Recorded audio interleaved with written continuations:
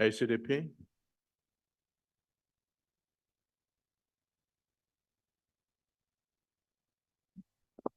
Vice Chair, thank you. The ACDP would like to commend the Executive Authority and all staff on the unqualified audit outcome with no material findings, which Parliament has sustained for the past 9 years, and this despite many challenges facing the institution.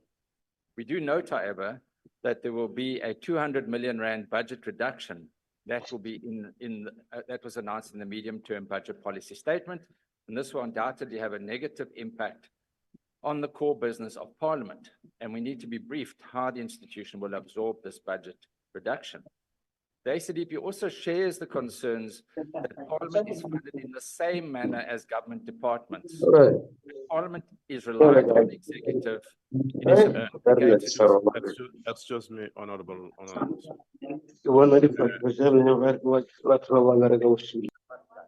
Honorable Matole, please mute.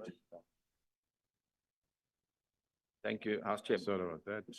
The ACDP shares concerns about the way Parliament is funded in the same way as government departments.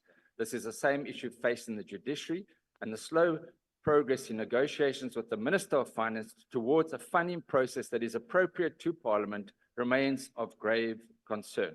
We also share the concerns about the salary, about Mr. George, and we look forward to answers in this regard. Chairperson, given the funding constraints, one of the issues that we need to consider is our oversight over the executive, and we can clearly improve our oversight. Now, sufficient and significant deficiency in oversight relates to Parliament's functions in terms of Section 231 of the Constitution.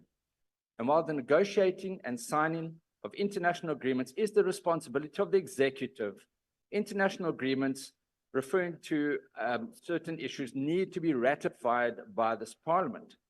And in my experience, Parliament signs these agreements and they only come to Parliament some years later. And it is only then that we have a say over these agreements.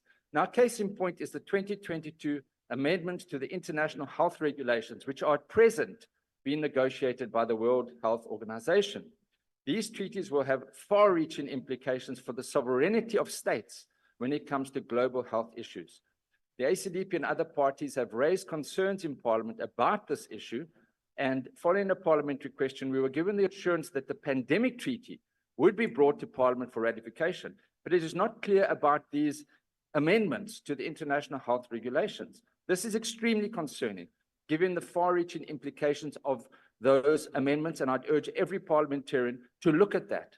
It is for this reason that the ACDP and others in parliaments across the world, and I know Honorable Sheikh as well from the NFP, have formally lodged objections with the World Health Organization in this regard.